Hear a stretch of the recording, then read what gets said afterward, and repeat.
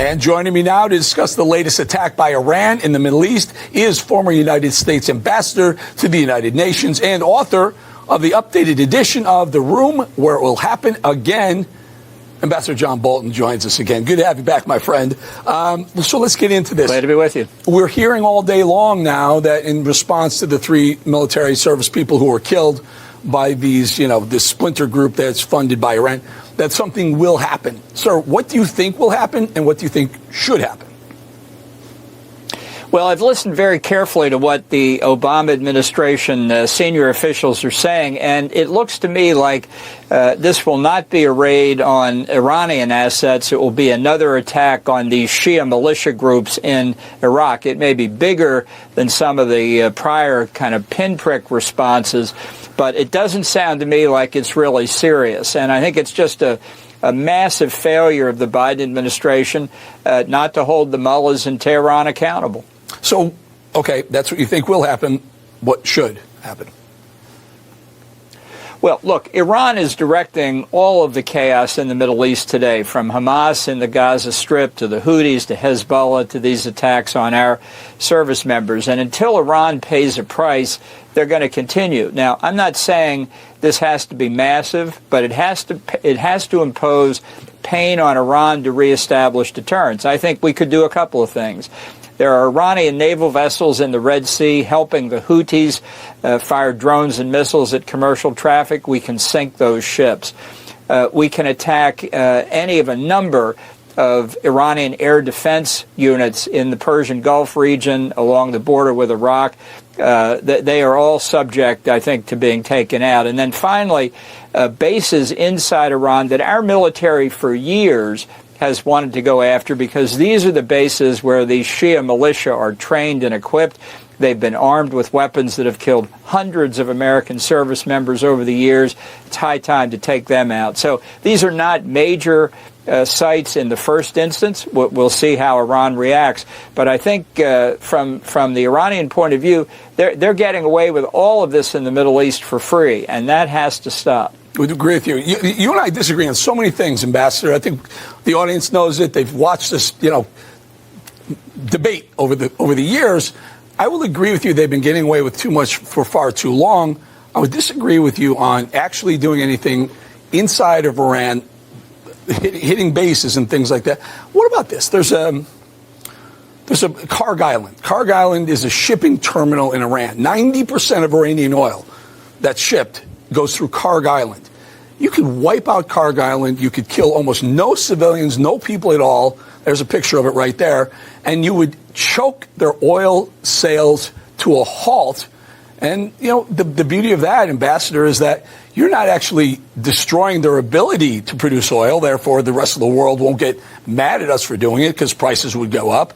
You're just stopping their ability to get it into the sea through the Strait of Hormuz, and then go ahead and patrol the Strait of Hormuz. If somehow they get a shipper, a tanker into the Strait, you take the tanker and move it out. So why not something like that rather than risking all-out war with Iran? Well, I don't think we're risking all-out war with Iran. I do think striking Karg Island is a good idea. It's actually a step up the escalation ladder than what I've proposed. Look, the Iranians tell us that attacking Iranian territory is a red line. Killing Americans is a red line, too, and they crossed it. I think that the Iranians are testing to see how far they can go. And to reestablish deterrence, I think they need to understand we simply will not accept this. So if my idea for the first strikes doesn't stop them, then I think going after their oil infrastructure, not just Karg Island, but some other locations as well, going after their nuclear and ballistic missile programs, and going after, at that point, Revolutionary Guard command and control operations. We don't want a wider war, that's clear. But I'll just put this to you. If we're going to have a confrontation with Iran, would you rather have it now or after they get nuclear weapons? Now. But I don't want one either way. I don't want one before or after. And I think that economically you can choke them. Iran went through some hard times. Why should we be spending $3 billion a year supporting the United Nations? Sir, call me a moron. Call me an idiot. What do we get in return for $3 billion a year, or 27% of their budget. What do we get in return? Well, a lot less than we should, that's for sure. The UN is a big, complex organization. That's one reason it's such a mess. We do get value out of some parts of it. I would fundamentally change the way we fund the UN, and I've believed this for quite some time. You know, right now we pay under a system of what's called assessed contributions. It's like a tax on the United States. We pay 22% roughly of the UN budget. I would say we're not paying 22% anymore. We'll pay where we think we get value.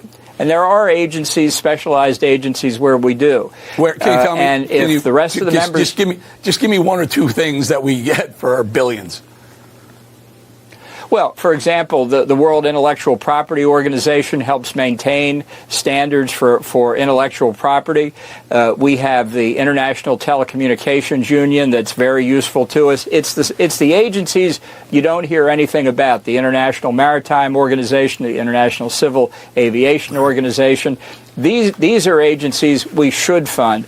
The vast bulk of the bureaucracy of the UN, I don't think we get anything out of. I said a long time ago, you know, the UN Secretariat building in New York, that very famous building, has 38 stories.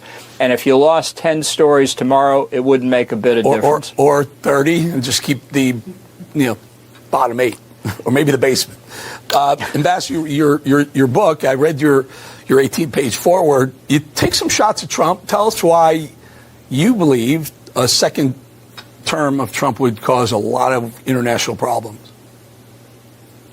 Well, I don't think Trump operates from a basic philosophy. He doesn't do policy. And I think what he's indicated both during his first term and in the 3.5 years since then is he would do things that would be very damaging to American national security, possibly withdrawing from NATO, abandoning Taiwan to whatever the Chinese have in mind for it.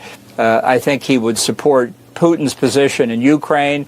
I'm very worried, frankly, what his position in the Middle East would be, because he won't be running for re-election to a third term since he can't get it. These are all questions that he has not thought through and doesn't think through. North Korea's nuclear weapons program. I mean, there's a long list of potential dangers. But we do have to admit that under the 4 years of Trump, there was far more peace in the Middle East.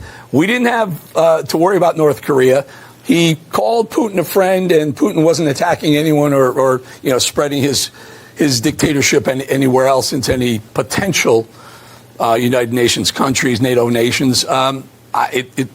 Maybe there's something. He's got something here. No, Ambassador?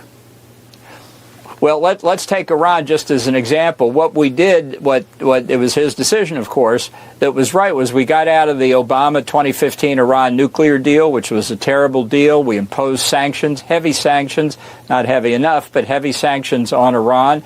And when it came down to it, Trump was prepared to order the early exit of Qasem Soleimani, the head of the Quds Force. That was the right thing to do. It was the display of American power that kept Iran in its place. But at the same time, he came very close to meeting the Iranian foreign minister, Javad Zarif, in August of 2019. I don't know what he would do in a second Trump term. And it's that uncertainty I think voters need to consider. I'm not defending Biden on any of this. He's as bad or worse in his performance than I think Trump would be. Would you suggest that Nikki Haley would be a better choice than Donald Trump on a foreign policy stage, at least?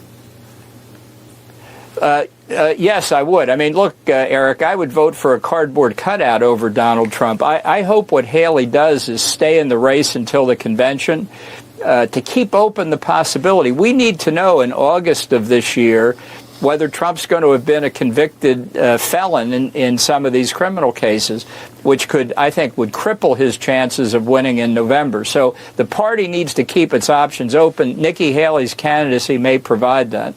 All right. We're going to leave it there. There are many of us who would disagree. Ambassador John Bolton, author of the updated edition of The Room Where It Will Happen Again. Thank you for joining us. Thanks, and thanks for reading it, Eric. Thank you. Thank you for sending it over. All right, coming up, folks, Joe Biden actually had the gall to say he's